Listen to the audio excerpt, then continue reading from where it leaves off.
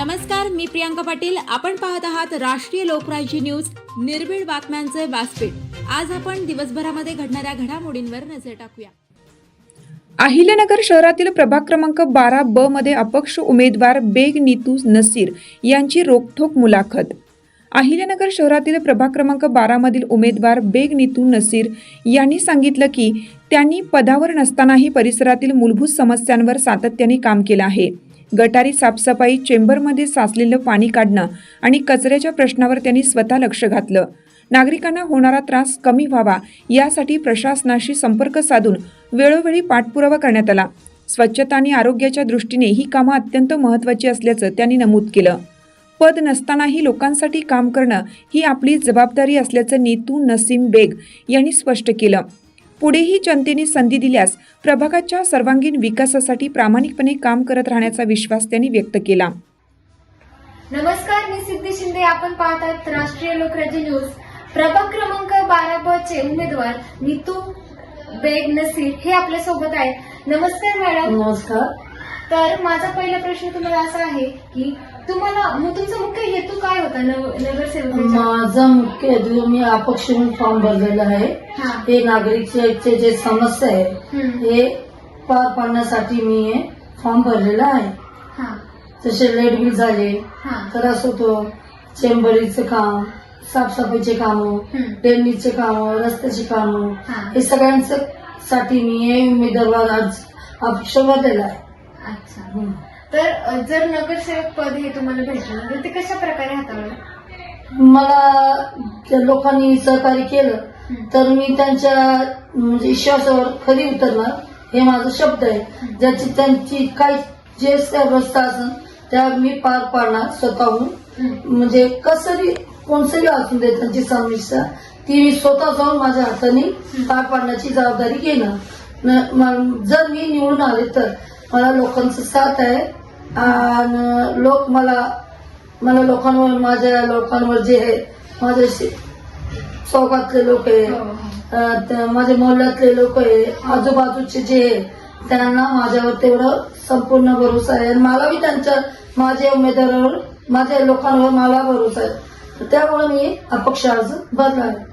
आम्ही तुमच्या सामान्य नागरिकांचे काही प्रश्न ऐकले, तर त्यांनी हे सांगितलं की तुम्ही उमेदवार म्हणजे पदही नसताना मी समस्या सोडवल्या. अगदी बरोबर. नसताना माझ्याकडे काय नसताना मी एक फोन केला, म्हणजे जर लेट गेली, वीज गेली तर मी फोन लावून लगेच ताबडतोब वीज. झाडू कामगार आले तर महानगरपालिकामध्ये फोन लावून महानगरपालिकाचे कामगार बोलून, चेंबर तुंबले, ड्रेनेज तुंबले तर मी फोन करून बोलून घेते. तसं म्हणजे असे खूप प्रकार आहे. म्हणजे भांडणं वगैरे झाले तर मी स्वतःहून पुढे येऊन त्यांचं हे करते. बायकांचा असून, पुरुषांचा असून, कोणचे बी यायचे असून मी त्यांना हाताळण्याचा प्रयत्न करत आहे. आतापर्यंत करत आले आणि निवडून आलेल्या बी करणार.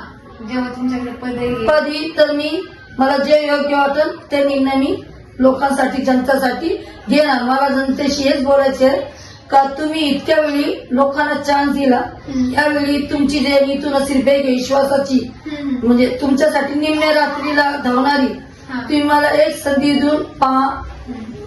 आणि तुम्ही मग मी निवडून आल्यावर तुम्हाला जे अपेक्षित असेल माझ्याकडून मी सगळं सहकार तुम्हाला करणार, हे शब्द मी देत आहे. जेव्हा आता प्रचारानिमित्त तुमच्या फेऱ्या होत असतील सामान्य नागरिकांसोबत, तर त्यांच्याकडून अजून कोणत्या अपेक्षा आहेत तुमच्या, किती समस्या आहेत की तुम्ही सोडवल्या पाहिजे असं त्यांना वाटतं?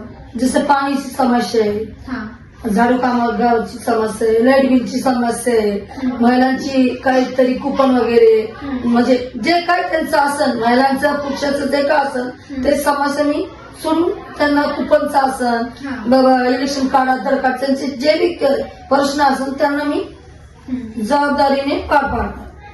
आता प्रामुख्याने या एरियामध्ये कोणती समस्या आहे की ती प्रामुख्याने सोडवली गेलीच पाहिजे असं तुम्हाला वाटतं? नेमकं आता म्हणजे आता जे मला संधी भेटली नगरसेवकची, तर ही संधी मी चांगल्यापैकीच पार पाडणार.